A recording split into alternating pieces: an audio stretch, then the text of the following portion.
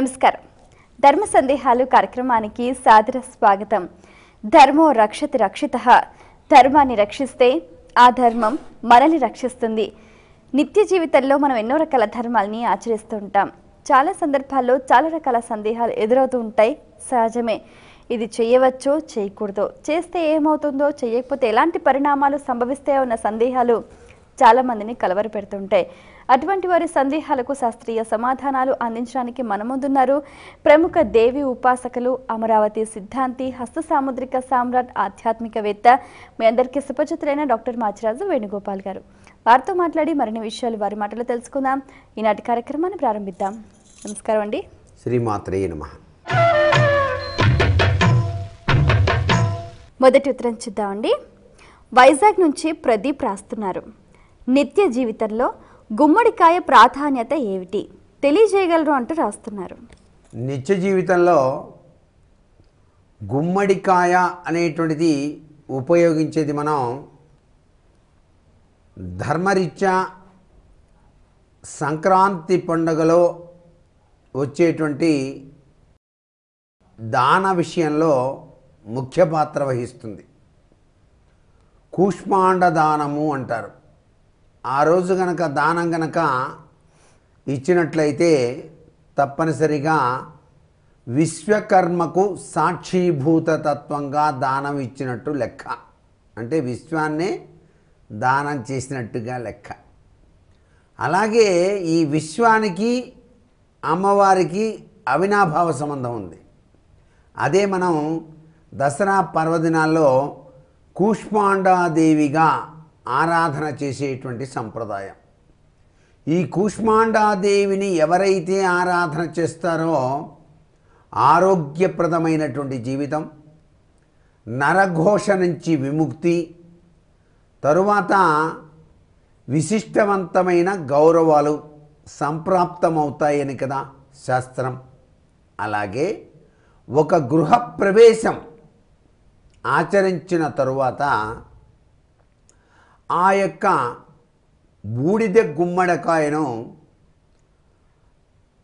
గృహప్రవేశంలోనే పూజామందిరంలో ఉంచి ఆ గుమ్మడికాయకి పసుపు నిండుగా వ్రాసి ఎర్రటి కుంకుమ బొట్టును పెట్టి గుమ్మడికాయకి కూడా పూజ చేసి ఇంటి ప్రాంగణంలోని ఆ యొక్క ద్వారానికి ఎదురుగా పైభాగాన, సింహద్వారము యొక్క పైభాగాన ఈ యొక్క గుమ్మడికాయను కూష్మాండాదేవి యొక్క అనుగ్రహంగా ఎటువంటి నరఘోష ప్రభావము కూడాను ఆ ఇంటికి కలగకుండా ఉట్టిలో ఉంచి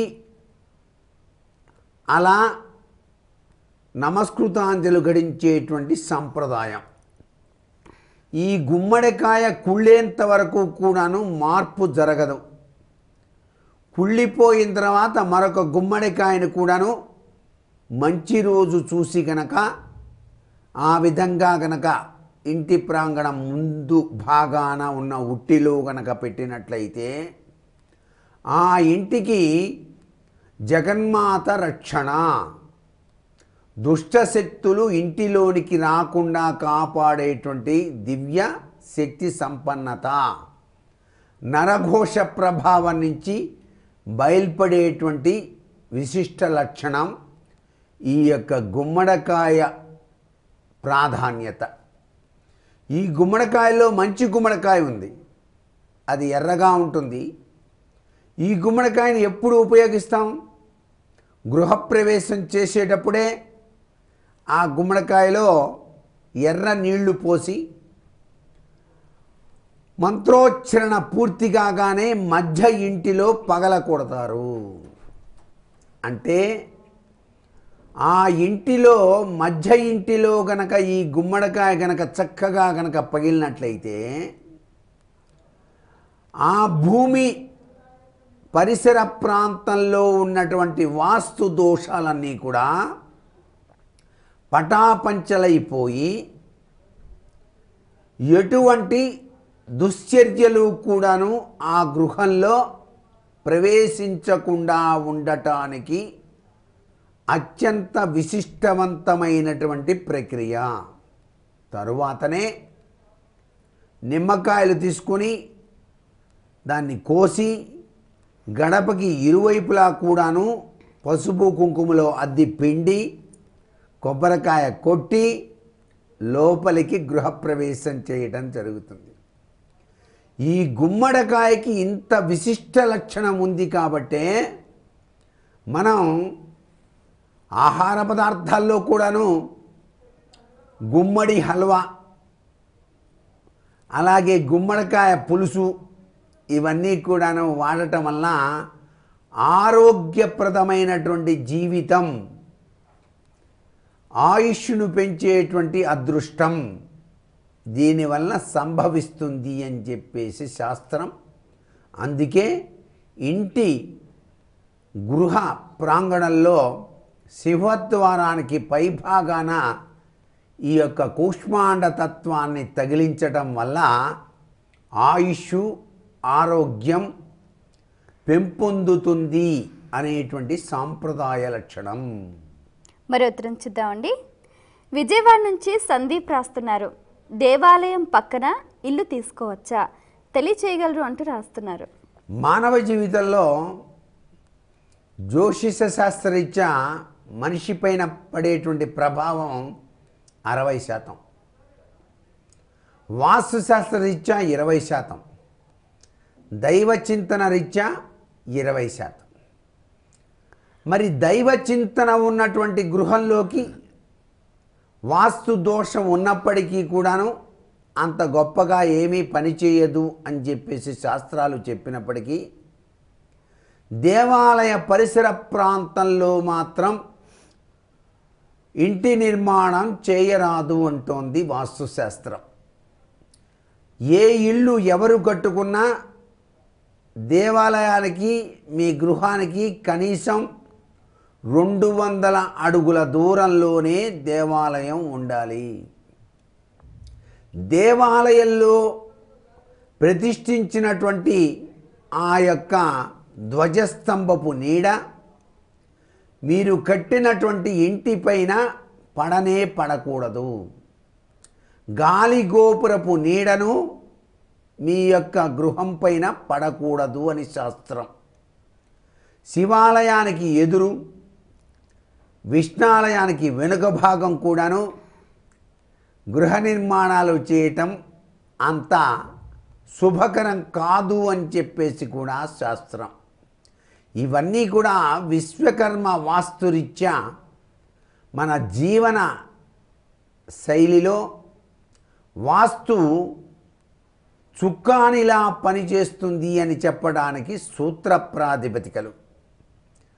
దేవాలయం ఎందుకని దూరంగా ఉండాలి అంటే నిత్యం కూడా ఆరాట పోరాట వ్యవస్థలో జీవితాన్ని గడిపేటువంటి వ్యక్తికి కాసేపు మానసిక ఊరటను కలిగించడానికి, మనసంతా పరిపూర్ణంగా ఆ దైవం పట్ల లగ్నం చేసుకోవడానికి కాస్త దూరంగా కనుక ఉన్నట్లయితే ఈ గృహంలోని జంఝాటాలు ఇతన్ని వేధించవు.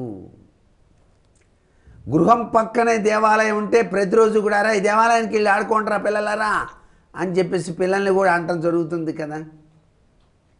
ప్రతి చిన్న విషయానికి దేవాలయంలోకి వెళ్ళి మాట్లాడటం ఇవన్నీ చేస్తూ ఆ గృహమే దేవాలయంగా మారిపోవడానికి ఆస్కారం ఉంటుంది అక్కడ.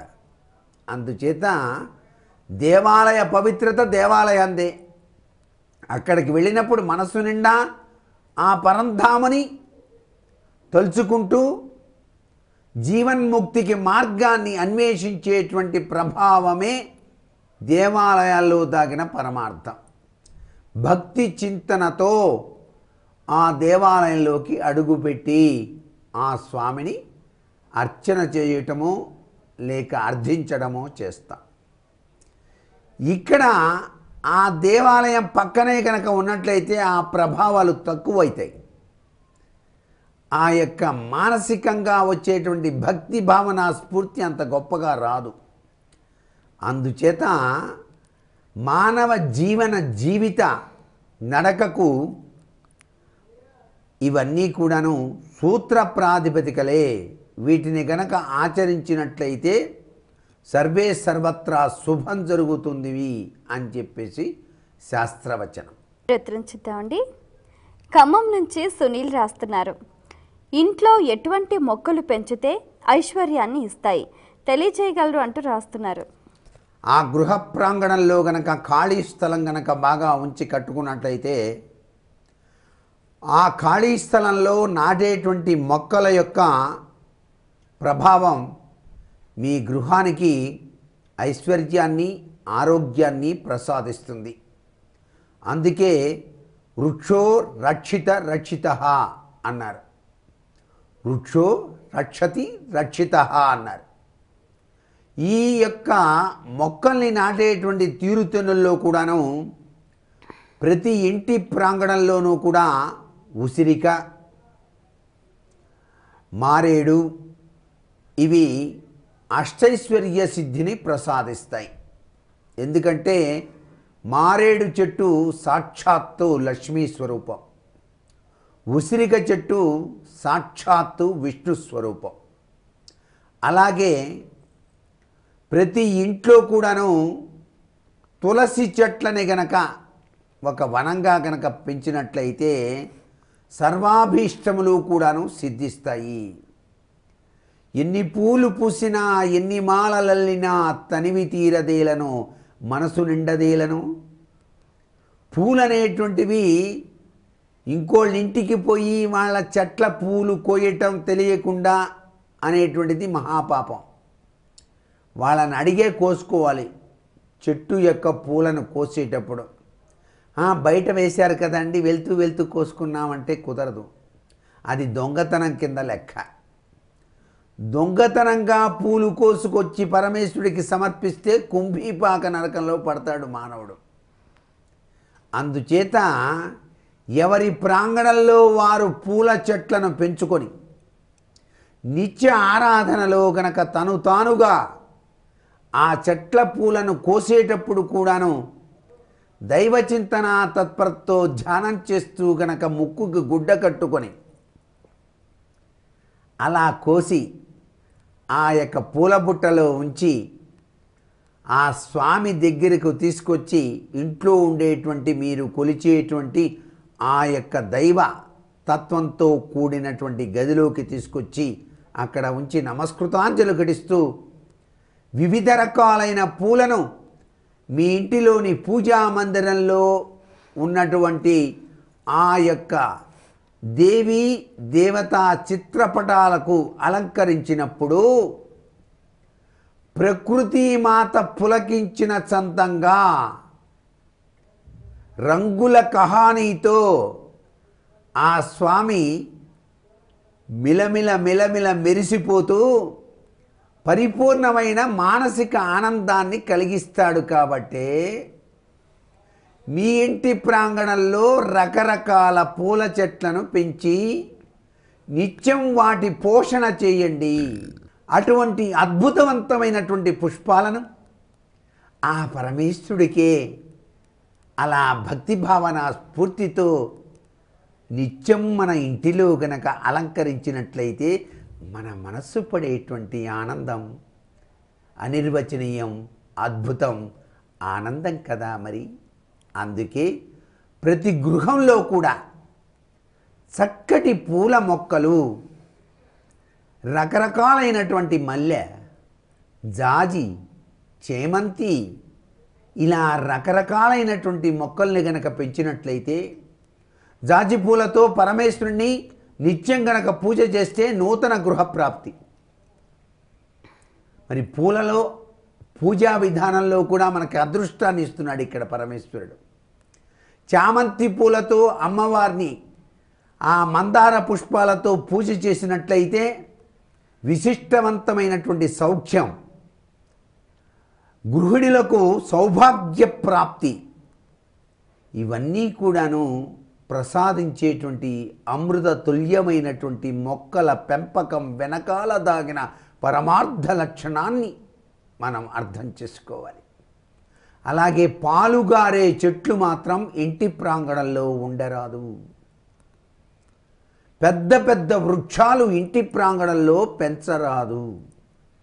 ఎందుకంటే నిర్మాణం చేసినటువంటి ఆ యొక్క ఇంటికి కొద్దిగా బీటలు వారటానికి ఆస్కారం ఉంటుంది. కాబట్టి వేప చెట్టు కనుక ఉన్నట్లయితే ఆ చెట్టును ప్రతి శుక్రవారం కూడాను పసుపు కుంకుమ వ్రాసి దానికి కనుక సాంబ్రాణి పొగ వేసి సద్ది అన్నం కనుక నైవేద్యంగా సమర్పించినట్లయితే ఆ ఇంటిలోని పిల్లలకు ఎటువంటి బాలారిష్ట దోషములు అనారోగ్యములు రానే రావు. ఇది శాస్త్రం.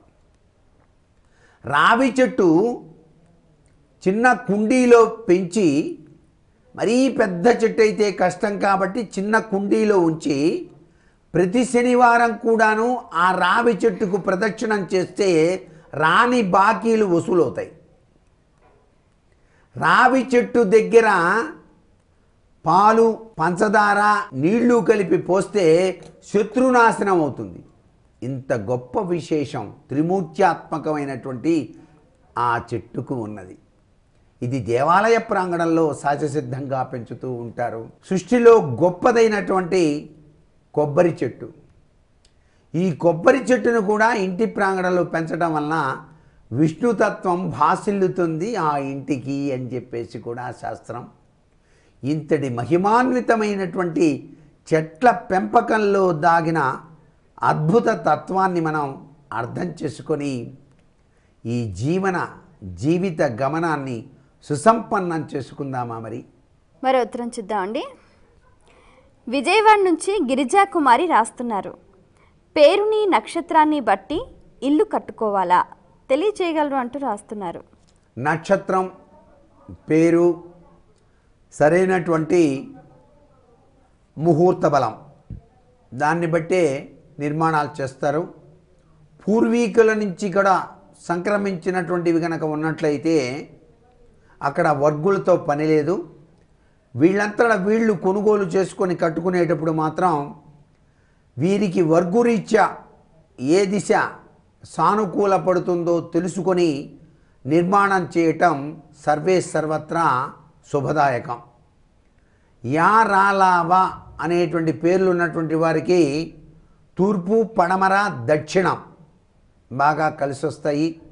ఇలా వర్గుల రీత్యా కూడాను గృహ నిర్మాణాలు చేసుకొని అష్టైశ్వర్య సిద్ధిని అనుభవించడానికి ఆస్కారం ఉంది.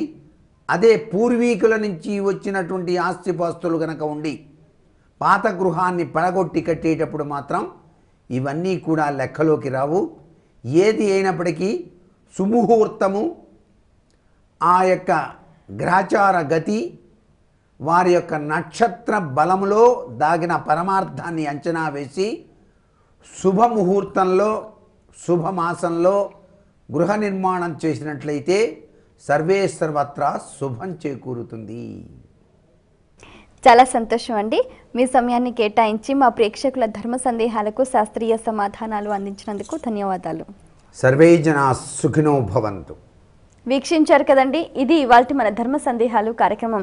మీకు కూడా ఏవైనా ఆధ్యాత్మిక ధర్మ సందేహాలు కలిగితే మా ఈ కార్యక్రమానికి మీ సందేహాలని క్లుప్తంగా సూటిగా స్పష్టంగా పోస్ట్ కార్డ్పై లేదా ఈమెయిల్ ద్వారా రాసి పంపించండి. మా చిరునామా ధర్మ సందేహాలు, కేర్ ఆఫ్ భక్తి TV, road number 92, Jubilee hills, Hyderabad 5,96,000. మా ఈమెయిల్ ఐడి bhaktihyd@gmail.com. మరో కార్యక్రమంలో మళ్ళీ కలుసుకుందాం. అంతవరకు సెలవు. నమస్కారం.